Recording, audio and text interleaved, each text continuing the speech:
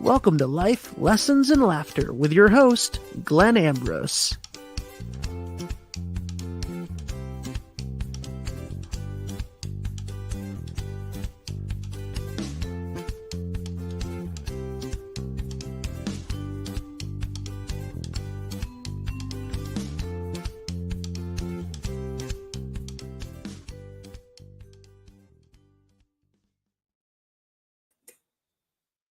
Hey, welcome, everybody.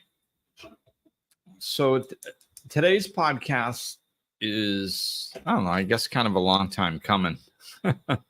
I talk about it, sprinkle it in here and there on other podcasts, but, as most of you know, I moved to the Dominican Republic almost 4 years ago, and I've learned a lot here, something that most people probably don't know is that I never traveled internationally before. So I was like, 52 years old, because, hey, that's how my life went, for 20 years, I was living basically an alcoholic life. So I couldn't get out of my own way. Very little travel. And it sure as heck wasn't going to be international. And then, and then 21 years ago, I woke up spiritually, got sober, got my life together, and I was already a father. So that really took precedent over the next 20 years. So, I was in my early 50s before I really was able to have my head on straight, have some money together, be able to go do something like traveling internationally. I had thought about it over the years, but if you've never done it, you don't know what it entails. You don't, it's kind of,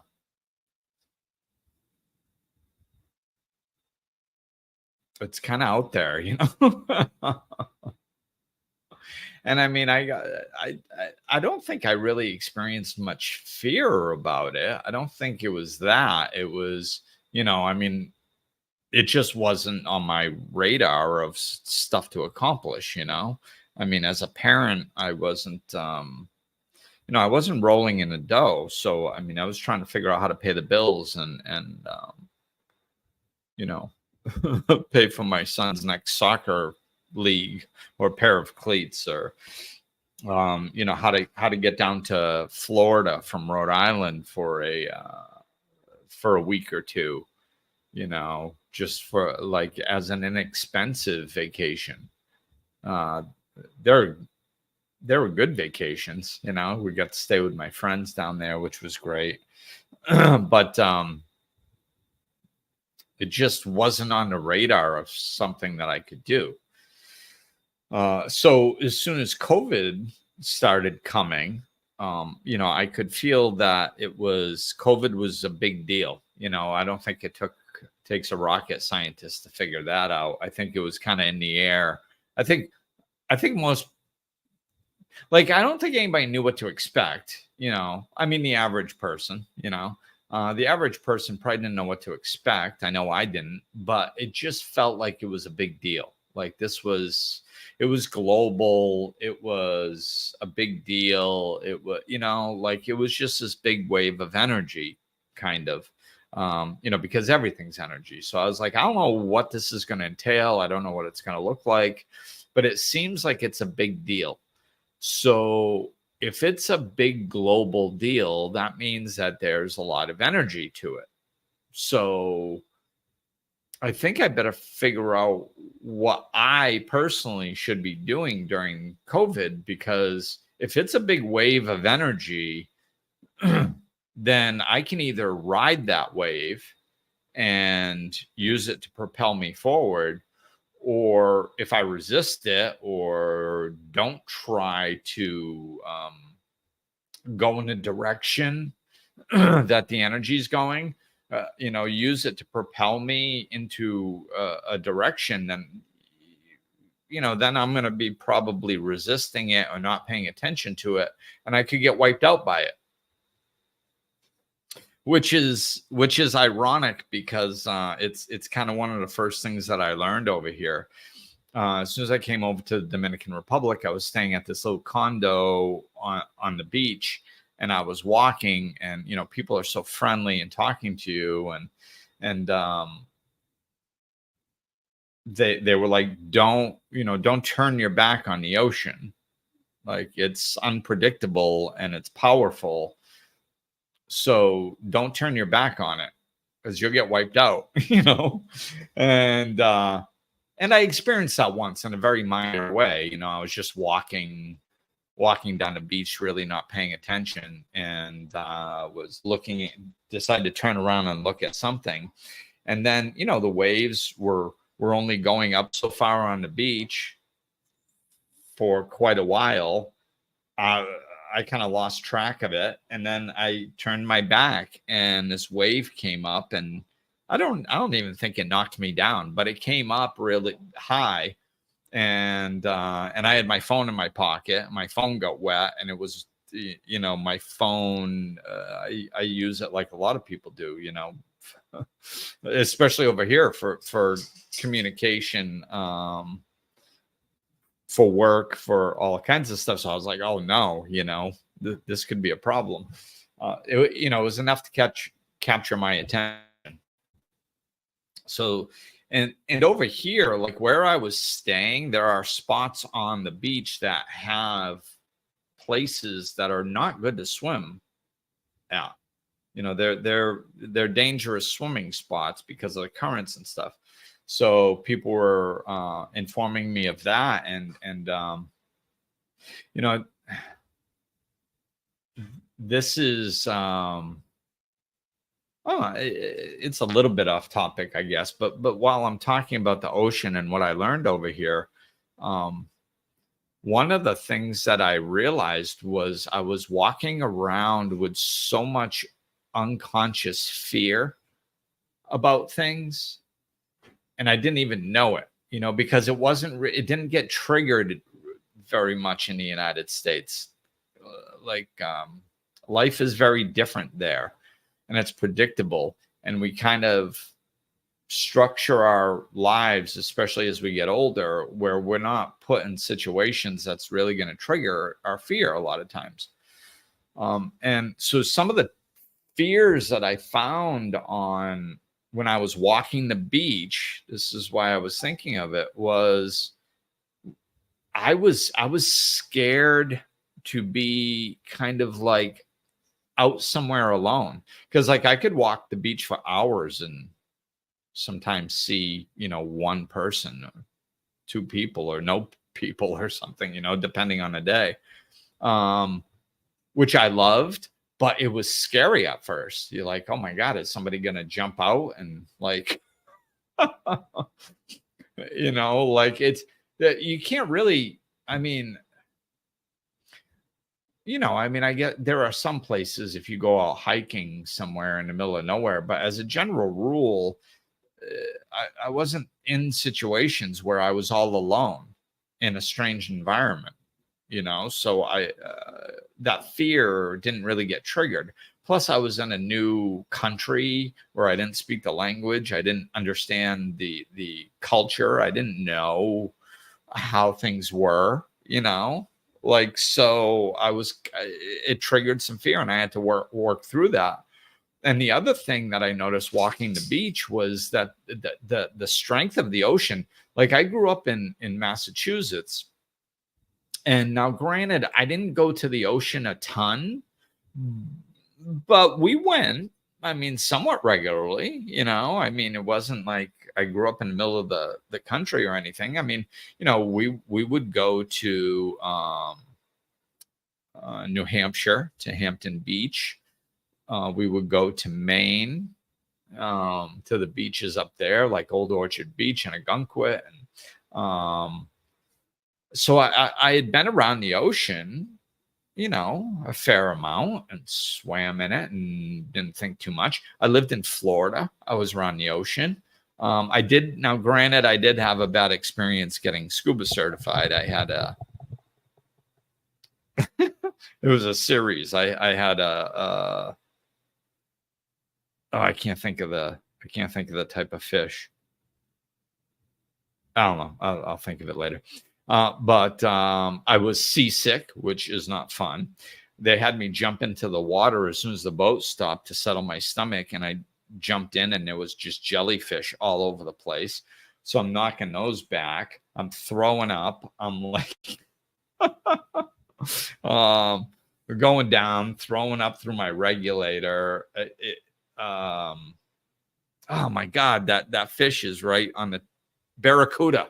There it is. Thank God. I came back up, and I'm now the jellyfish were near the top. So I come back up to get back on the boat, trying to kick the jellyfish away. And then a barracuda starts coming after me, because in my rush to get into the water to settle my stomach, I didn't think to take off my jewelry. So I had this gold necklace that looked like a fishing lure hanging off my neck. So this barracuda's coming after me.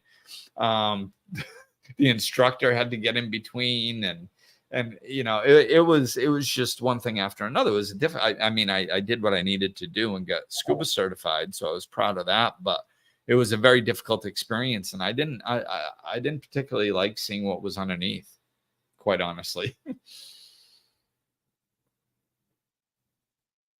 So I had that bad experience, and I tried setting up scuba trips after that. Because if I have a bad experience like that, I don't like that to be the last thing I experienced, because then you have that fear there, So I kept trying to set up these scuba trips, and they kept falling through. They for one reason or another. And after a while, I'm like, why am I trying so hard to do something that I didn't really enjoy? Maybe I'm just not supposed to do that. So I didn't. So I enjoy more of the air stuff, hang gliding and skydiving and that type of stuff. So there was probably some residual fear from that, but I'll tell you, man, being on the ocean up here, at certain spots, and the cliffs and the coral and the sharp coral and that, and the power of the waves, like I said, like a lot of places I went in the United States, I went there because other people went there, right? So they're probably good swimming spots. Here, I was just going all over the place, and sometimes I would get in the water, but I was real careful, and I could feel the power of it. And quite honestly, the power freaked me out. It was, it was very difficult to swim in, and dangerous, like I said, in certain spots. So I wasn't going out swimming. I was making sure that I was only in water up to my waist, so I could, stay in control of the situation. But I could feel the power just on medium days. And then I would see it on the strong days, because I was right on the water. So I was walking the beach every day. So I was seeing the differences and noticing this stuff. And energetically, I would open up to it, and I could feel it, man. I could feel the power of the ocean, the enormity and the power of it. And it when I would open up to it like that, it was scary, and I can't really speak to why. I can't, I don't know if it was just me, or if it was my capability to open up and really experience and face the fear.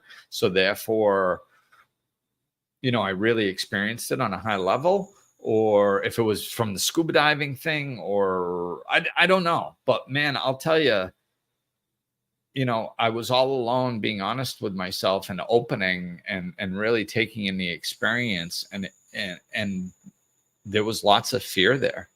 So I would walk the beach, but it was also like a purging and stuff it felt like years of, I don't know, traumas maybe that were being washed out energetically by the sea. And I would walk the beach and cry sometimes for pretty long periods, and just purge all that fear and that, and for me, one of the things about this is, like I've said this before, like sometimes it's helpful to know what you're releasing. Sometimes it's unnecessary. And I've been working on myself for many years. So I think a lot of the understandings that would help me, I've come to those. So a lot of it is just trapped energy that just needs to come out, So it's really not that important what it's from.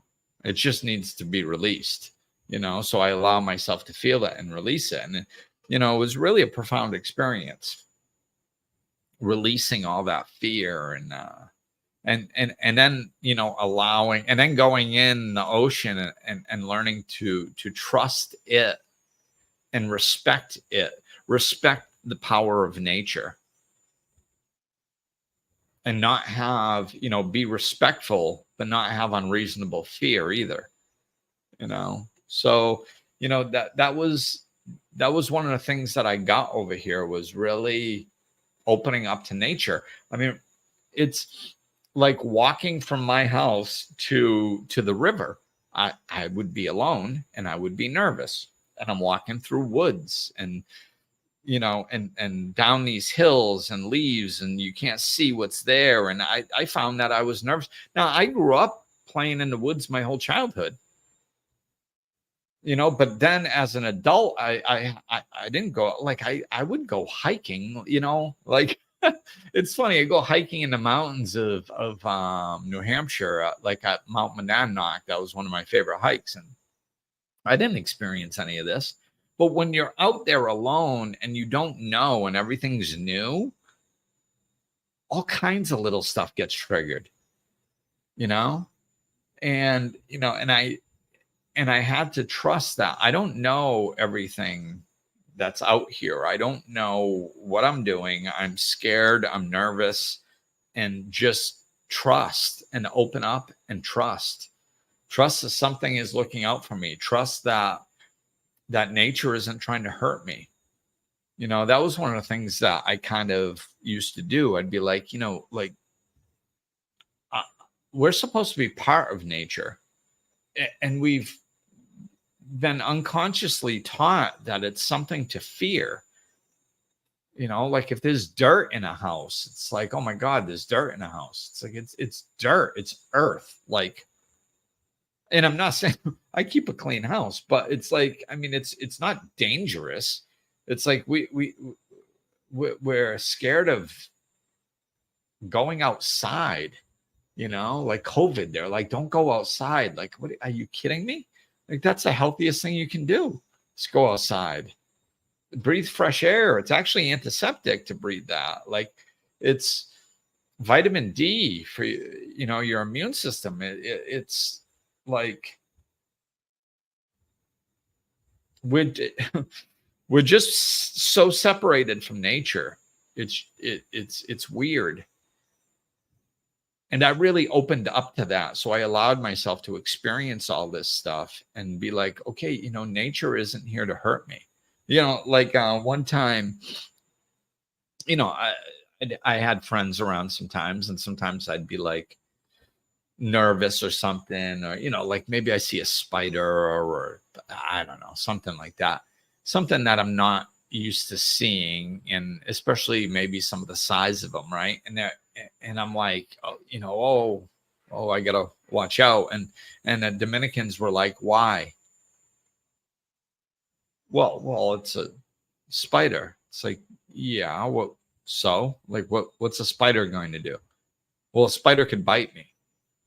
And they'd look at me and they'd be like, why? Like, what?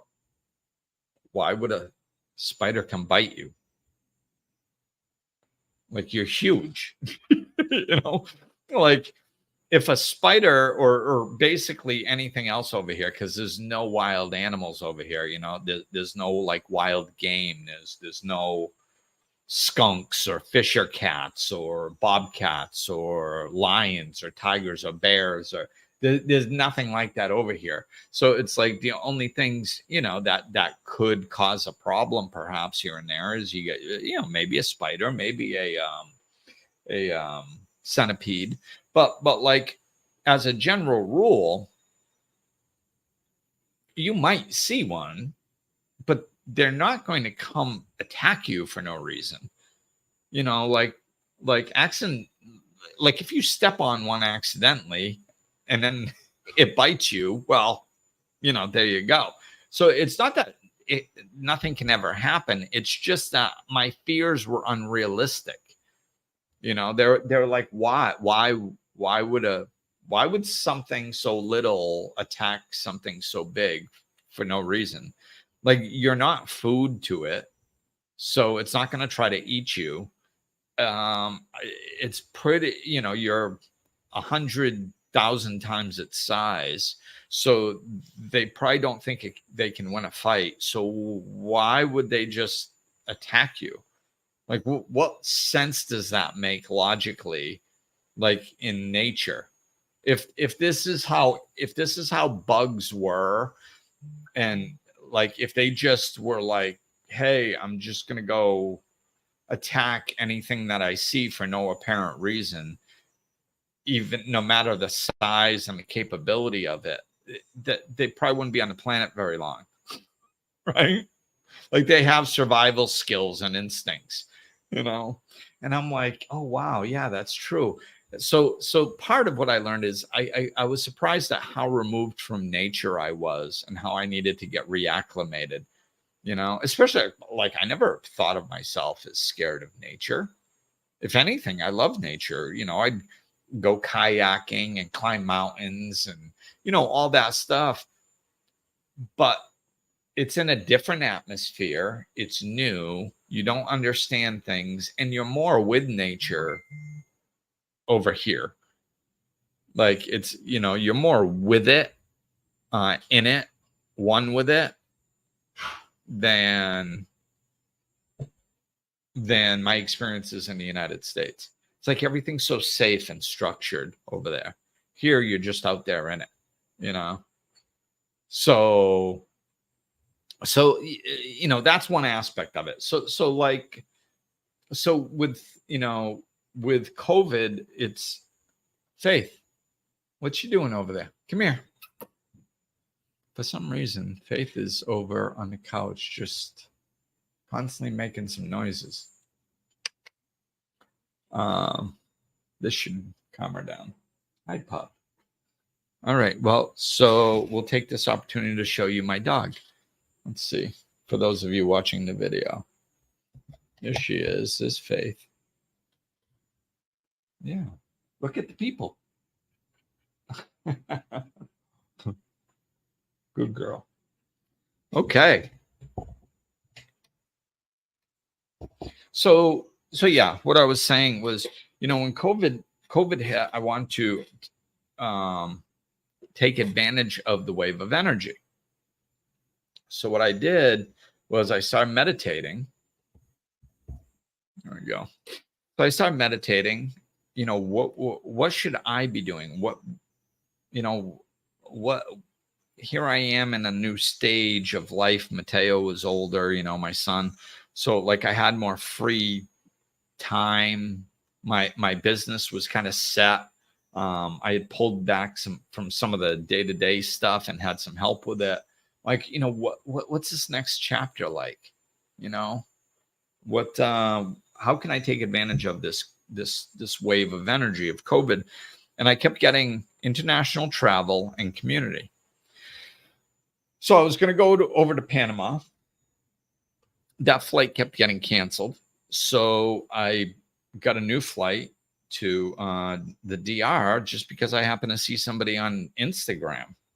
And it was like that actually, in my opinion, understood spirituality on a deep level and had some courage to speak some of the things she was speaking. I happened to see a couple of her videos around that time. No idea how or why, but I ended up reaching out and saying, hey, you're obviously from the United States, but you're in the DR, you're talking about it. It's wonderful. could we have a conversation and find out more? Sure. So we hopped on a call. She's like, yeah, come on over and try it out. It's great.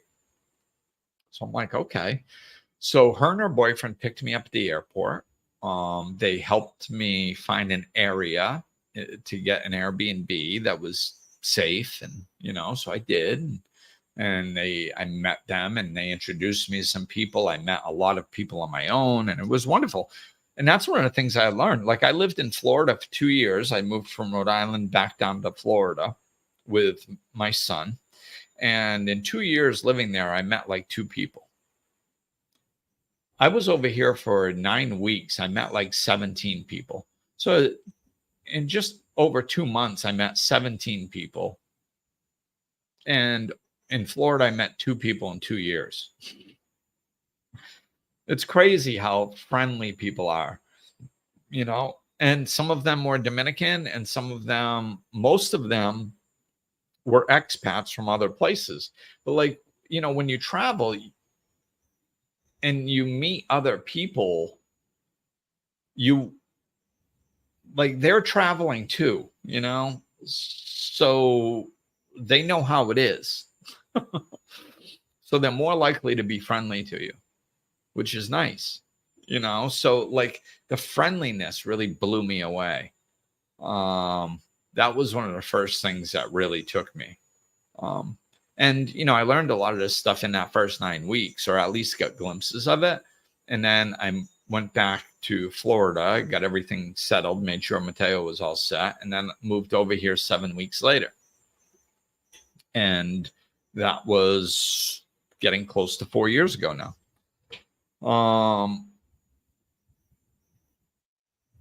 So yeah, the culture was so different over here,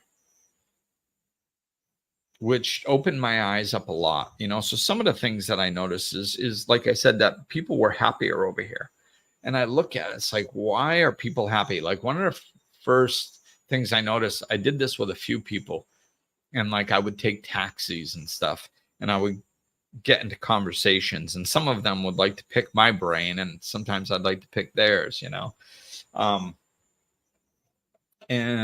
so I'd be like, they'd be like, oh, what do you like our country? And I said, yes, I like it very much. Be like, oh, well, what do you like? And I'd be like, the people are happy here. And they'd be like, oh yes, we're very happy, and then I'd be like, but you don't have a lot of things, you don't have a lot. And they'd be like, they'd get confused because they didn't follow the line of the conversation. Like, we don't have things. Oh, like material things and lots of things. It'd be like, yes. And they'd go, no, we don't have lots of things. No. It'd be like, but you guys are still happy. And they'd get confused again. And I thought that was so cool, because what that showed me was that they haven't drawn a line between having things and being happy. They're not connected in any way, shape, or form over here. It's not that they don't want to have things. That's not it. They want to have things. It just doesn't impact their daily happiness, because they haven't drawn a line from having things or not having things to a level of happiness, which I think is so cool. Because I mean, like in the United States, people are always complaining about what they don't have and using it as an excuse not to be happy. Like if you ask 100 people, does money buy happiness? Probably 99 of them are going to say, no, I mean, it doesn't buy happiness. They'll usually throw in a but in there, but but it would be nice to have, or, like something like that. But they live their lives, when they get down, when they're feeling frustrated, which is usually pretty regularly for most people in the US. That's a part of it, and most of the people that are experiencing that have decent places to live. They don't have to worry where their next meal is coming from. Not really. Not like I lived paycheck to paycheck for years, and like sometimes I didn't have any money, but I had something that I could eat in the house. Like I wasn't going to starve. People over here, they could. I mean, they don't starve very regularly. It's not a common thing, but like for them to have no food and not eat and go hungry a day or something, that happens fairly regularly to quite a few people over here, but they're still happy as they haven't drawn that line. So it was so cool that they kept thinking I was changing the conversation to a completely different topic. And they were so confused, like, why does this guy keep changing the topic? First, we're talking about being happy. Then he talks about whether we have things. Then he goes back to being happy. And then he goes back to having things. Like, what are we talking about? Are we talking about being happy, or are we talking about having things? Because they're not the same. It's two different conversations, and I thought that was great. It's such a, like, we can't understand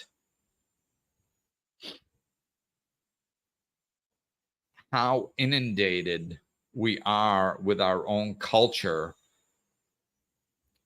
and how anesthetized we are to certain things unless we get outside of them. Because it's like trying to explain fish to a water. It's just how we live. And it's slowly happened year after year after year after year after year, where we've made little adjustments and we've gotten used to it. And now it's just the way we live our lives. We don't even notice it, and it's a version of unconsciousness, which that's, I don't like unconsciousness. I don't like not knowing what I'm doing or why I'm doing it, or that there's other ways that I could be looking at things or doing things. I like being aware and then using my freedom of choice and my free will to choose something that works for me. That's what this place has given me. So like, like the Dominicans have a sense of community over here. We don't have a sense of community in the United States. Not like we used to. And, I mean, some of you listening to this, I'm sure you're going to have, well, no, we have community. Yeah, like you do. I mean, I'm not saying there's no community. I'm just saying that, like, community is a really important part of life as human beings. And the community we have in the United States is so minimal that if we had an enhanced version of community, it would benefit us, in my opinion. If we leaned more into community, smaller communities, which is a big ask, because I mean, we've got millions of people in one city. It's like, I don't know, like, like we complain that we complain that customer service is horrible. And then you look at the size of a company, like companies making billions of dollars. Like, do you know how many people they employ?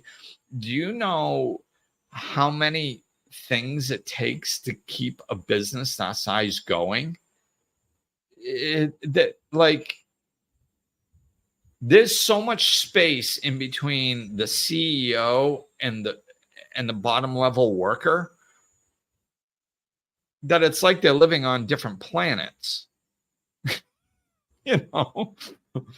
So like the personal experience that a customer has, or a low level employee has, compared to a CEO, it's and the CEO is the one making the decisions. And like, I understand that CEOs have to kind of see things a particular way to keep a business that size running, but it sure as heck does not.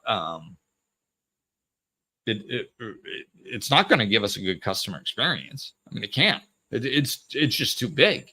Like, you can't be in control of every little thing that's happening customers on a customer level like that. And you can't structure personality. Like you can't make rules. This is how they try to simulate it, is they try to set up structure and rules so that things are handled a particular way every time, so it gives them some sort of consistency of an experience.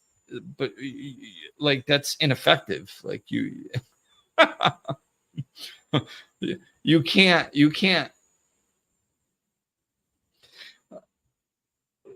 structure humanity.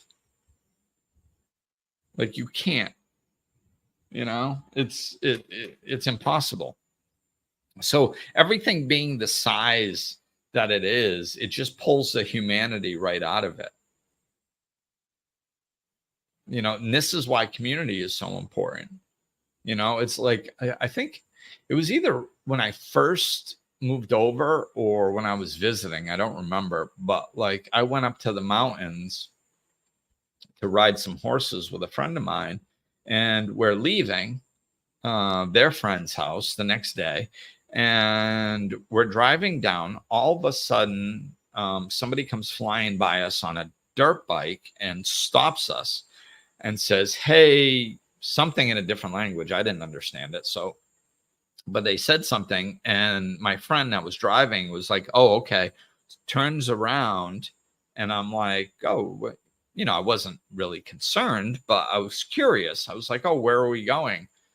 And they said, "Oh, well, there's a little girl that got hurt back there, and there are no vehicles other than like dirt bikes on the mountain, because there's two. They're building a like a naturopathic clinic out there, and there was two vehicles, like cars or vans or trucks, something other than a motorcycle.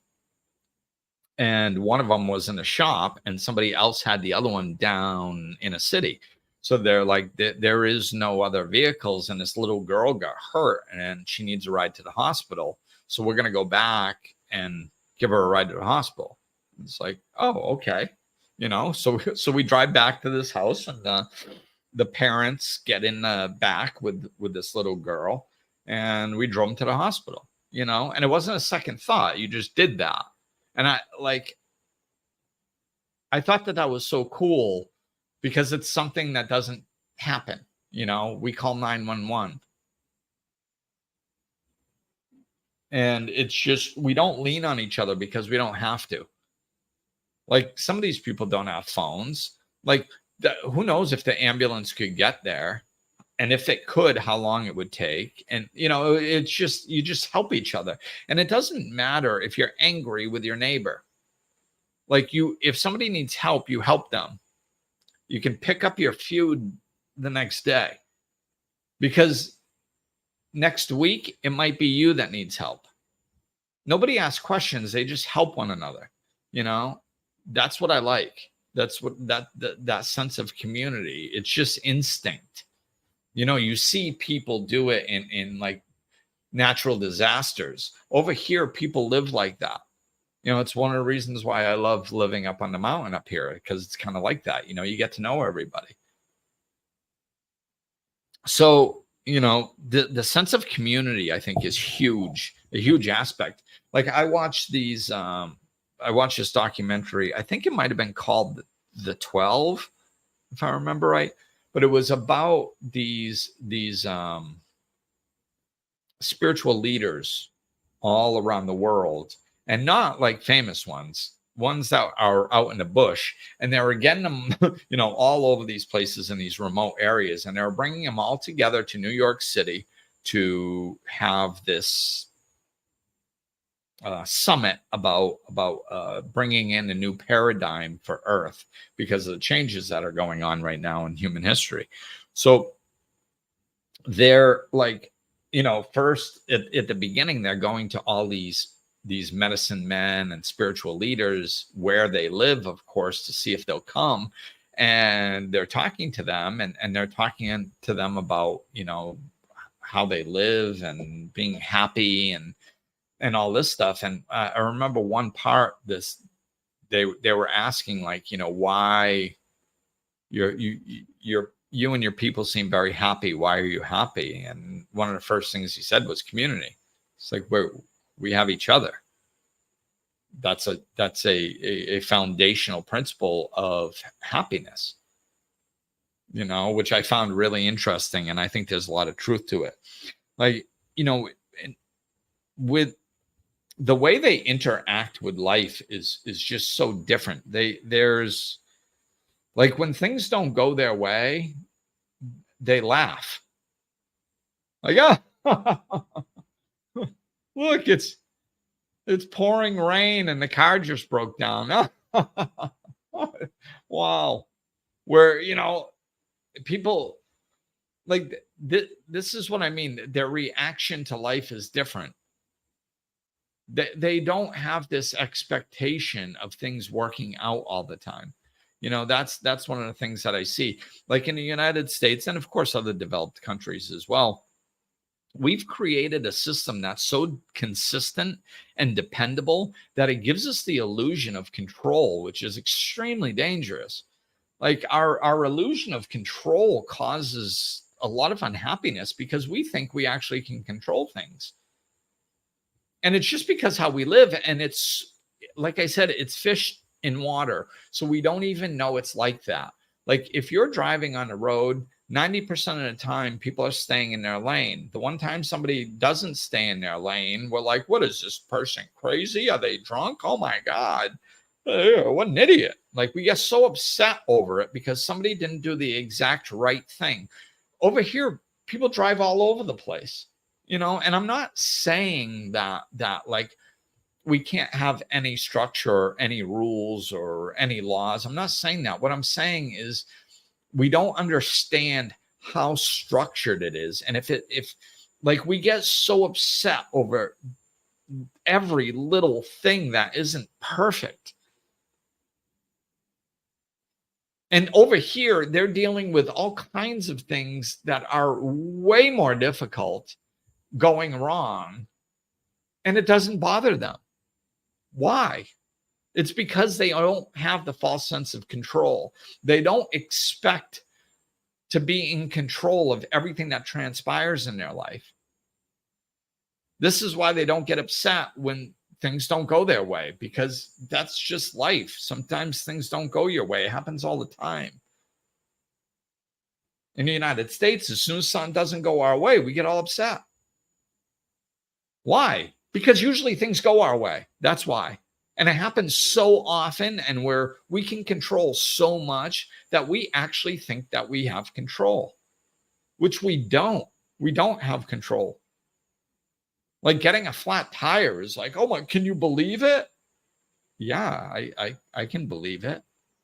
Like, there's hundreds of millions of tires that are made every year, and there may have been a flaw in one of them. Oh my God. Or there's construction happening all over the place, and people going to Home Depot and picking up supplies, and maybe a nail or a screw fell out on the road somewhere. What kind of madness is this? Like, we think that there's literally something wrong with life. I know we don't say that, but if you follow the line of thinking, we literally think that there's something wrong because we got a flat tire. There's nothing wrong. That's life.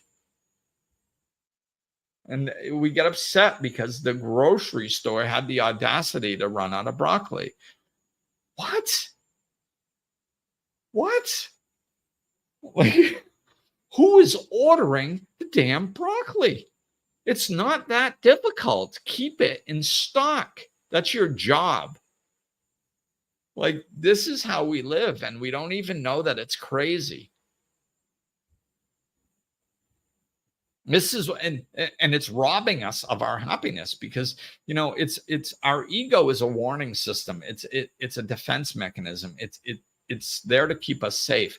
It looks around in our life and tries to find danger. And, you know, it was created when we're dodging wild animals and there was danger around every corner and all this stuff. And we didn't have any control over our environment. Now we've got so much control over our environment that there is no physical danger. And we get angry over, we get triggered as a defense, a fear mechanism gets kicked off within us on an unconscious level that triggers anger over things that like are just life.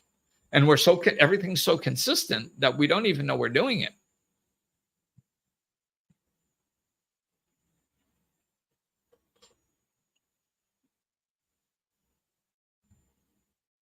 I'm just looking at some notes if there was some other things I want to touch on.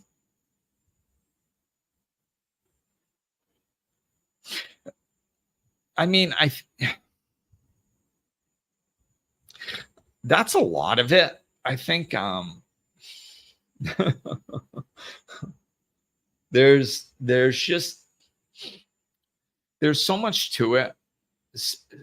Like, seriously, I don't think, even if I slip into unconsciousness and I make it a whole like week, like a whole 7 days, like maybe I stay home and I don't even go off the mountain, and I just kind of do stuff around the house, maybe take a walk to the river, hang out with the dog, go for a hike or something, where nothing really happens.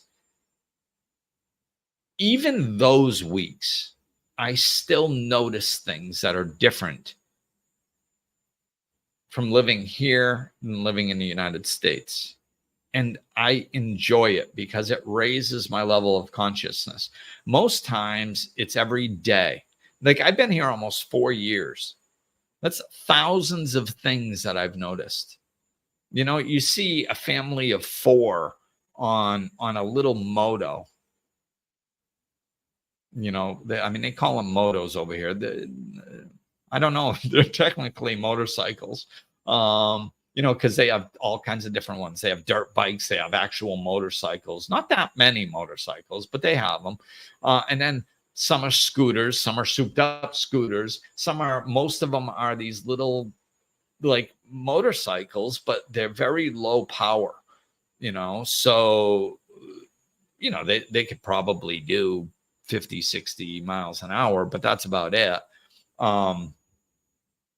You know, you buy a brand new one for like $800. It's like, so they're not high-end motorcycles, but they cook around on them, and there's a family of 4 on those. You know, there's a husband driving usually, and then the wife, and then they might have a 6-year-old kid in between them, and the mom might be holding a 2-year-old on her hip, and none of them have helmets on, and they're cooking around some of the, you know, and these streets can be dangerous, but they have no option.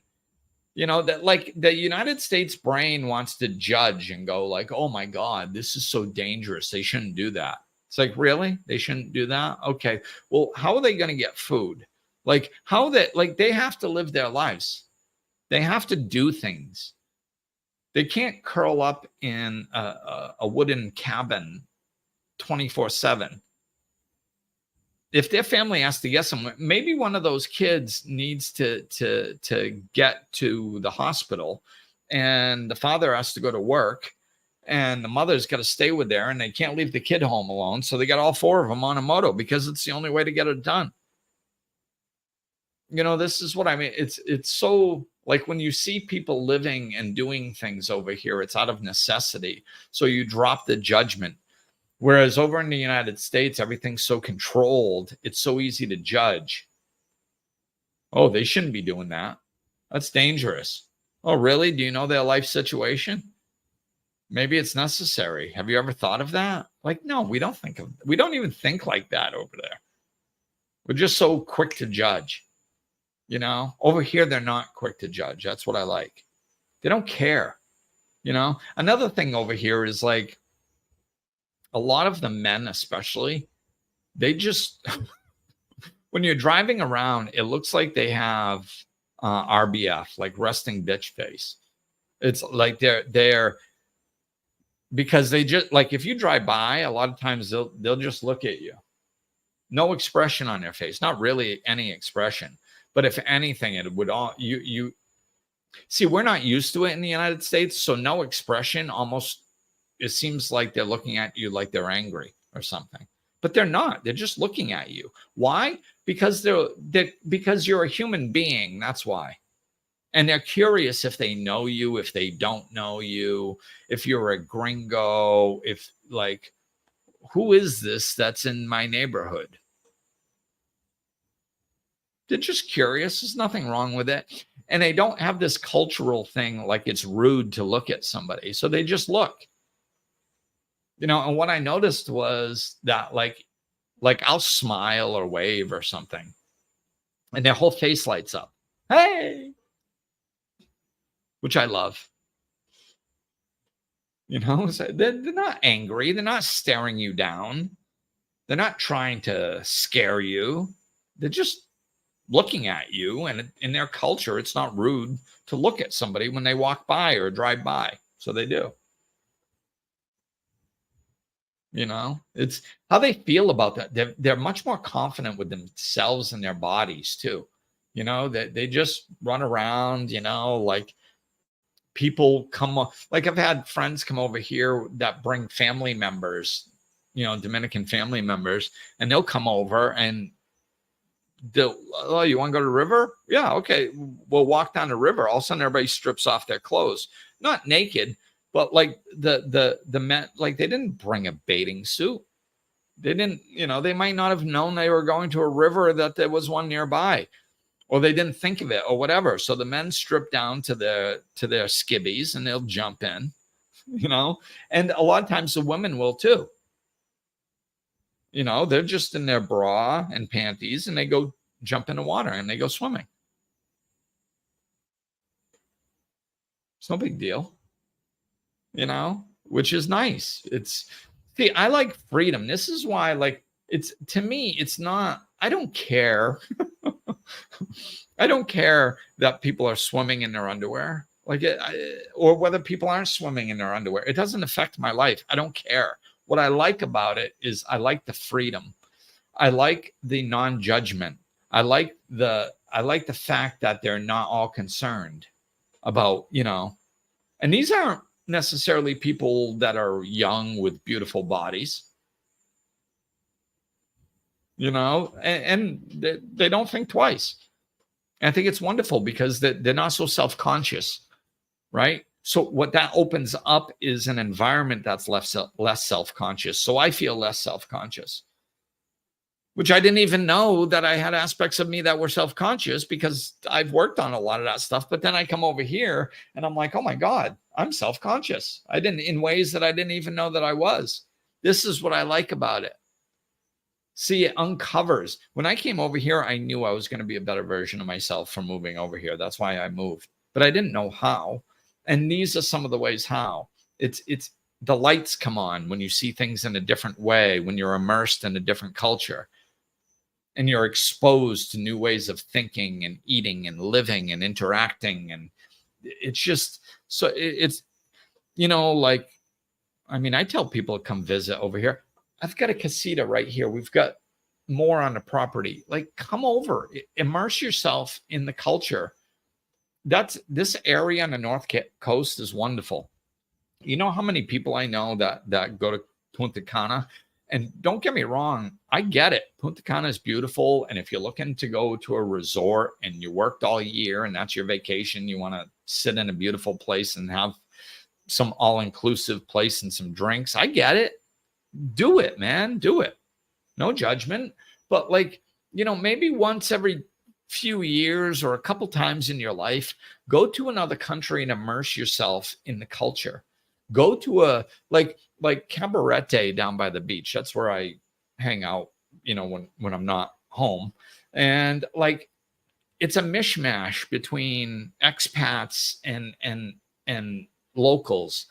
It's a good medium point for people to get exposed to a different culture without but still stay in a really nice hotel or still be around a lot of English speaking people. And it's cool, man. It's just so cool immersing yourself in a different nature. I highly recommend it for people because you just get insights. You know, my son was over here. He lived over here for a year and he's back in the States now.